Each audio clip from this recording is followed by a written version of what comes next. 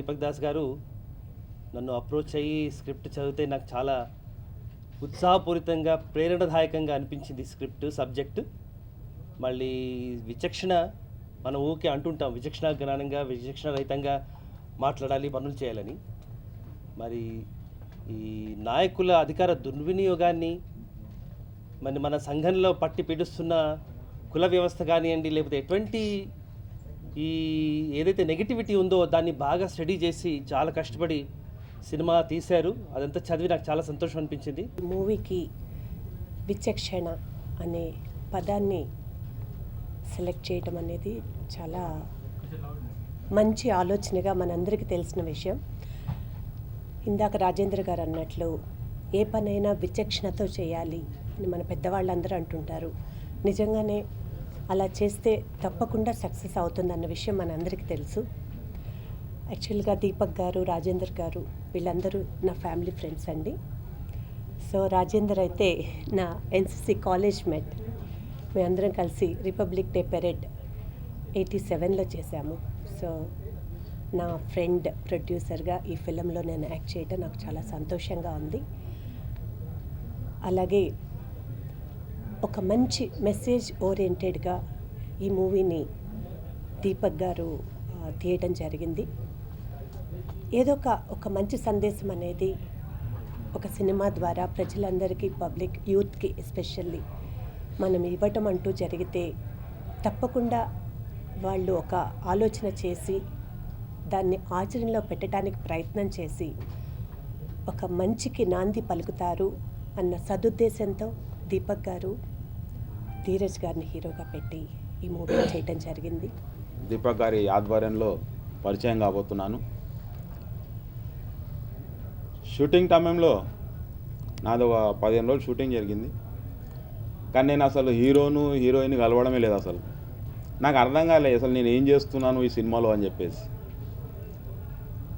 అర్థం కాదు. తర్వాత లాస్ట్ ప్రీమియర్ షో చూసినప్పుడు ఆ సినిమా చూసినాక నాకు నిజంగా చెప్తున్నాం, బయటికి రాగానే డైరెక్టర్ గారు కాలు మొక్కాను నేను, ఈ విధంగా తీసిరా అని చెప్పేసి. అంత బాగా వచ్చింది సినిమా ఇది. అది ఈ ఎన్నికల ముందు విడుదల కావడం ఒక మెసేజ్ ఉంది ఇందులో. ఇది ఎన్నికల ముందు విడుదల కావడం మంచి అభిప్రాయమే.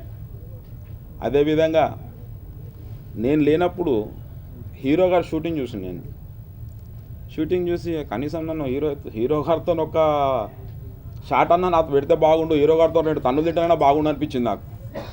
ఆ విధంగా యాక్ట్ చేశారు హీరో గారు. చేస్తున్నానండి. అండ్ నాకు విచక్షణలో అవకాశం ఇచ్చినందుకు డైరెక్టర్ అండ్ ప్రొడ్యూసర్ దీపక్ గారికి, అలాగే మా కో ప్రొడ్యూసర్ రాజేంద్ర గారికి, అండ్ ఎక్స్పీరియన్స్డ్ టెక్నీషియన్తో వర్క్ చేసినందుకు, దాంతోపాటు ఎక్స్పీరియన్స్ ఆర్టిస్టులతో వర్క్ చేసినందుకు, అండ్ నాకు సపోర్ట్గా ఎంకరేజ్మెంట్ ఇస్తూ నా ఫ్యామిలీ అండ్ ఫ్రెండ్స్ అందరికీ చాలా చాలా థ్యాంక్స్ అండి. ఫస్ట్ ఆఫ్ ఆల్ విచక్షణ ఈజ్ కమింగ్ ఆన్ 4th. ఈ 4thలో అన్ని కార్యక్రమాలు పూర్తి చేసుకొని 4th రిలీజ్ చేస్తున్నామండి. అండ్ ఆడియో చాలా బాగా వచ్చింది, రెస్పాన్స్ చాలా బాగుంది. యూట్యూబ్స్లో కానీ ఫ్రెండ్స్లో కానీ బాగా వెళ్తుంది ఆడియో కూడా. సో ఆడియో ఇచ్చిన మా మ్యూజిక్ డైరెక్టర్ గారికి, జగన్నాథ్ సంధి గారికి చాలా థ్యాంక్స్ అండి. వాళ్ళు 2 కలిపి పెట్టాల్సి వచ్చింది. ఫస్ట్ మన ఆడియో గురించి మాట్లాడితే మా సినిమాలో 6 పాటలు ఉన్నాయి. దేనికి అవే సాటి 2 మెలోడీ, గ్రూపు, ఫోకు, తర్వాత ఒక మన రివెంజ్ లాంటి సాంగ్, అలా 6 పాటలు 6 వెరైటీగా ఉంటాయి. పాటలు మొత్తము చాలా సూపర్ హిట్ అండి. అది అందరు జనాలు చూసి విపరీతంగా ఫోన్ చేశారు మాకు. అలాగే యూట్యూబ్లో కూడా చాలా ఎక్కువ మనకు వ్యూస్ వచ్చాయి, అందరు బాగా లైక్ చేశారు.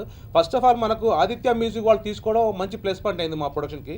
దానివల్ల మన సినిమా ఇంకా క్రేజ్ చాలా పెరిగింది. ఇలాంటి 6 పాటలు ఉన్న మన సినిమా ఫస్ట్ యాక్చువల్గా ఇది చిన్న సినిమా అంటారు. చిన్న సినిమాలో బడ్జెట్ సినిమా అండి, చిన్న సినిమాలో పెద్ద సినిమా. ఇక సినిమా విషయానికి వస్తే 4 తారీఖున మేము విడుదల చేస్తున్నాం.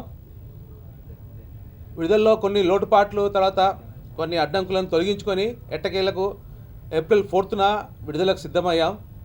ఇక ప్రేక్షకుల నిర్ణయానికి, వాళ్ళ విచక్షణకు వదిలేస్తున్నాం. యాక్చువల్గా ఈ సినిమా మనకు ఎక్స్ట్రాడినరీగా ఉంటుంది. అంటే సినిమా గురించి ఎక్కువ చెప్పినా తప్పే, చెప్పకపోవడం తప్పే. అందుకే నా ఉద్దేశం ఏంటంటే, ఇప్పుడు ఆ 2 గంటల సినిమా మనము వినోదం కోసం చూస్తాం.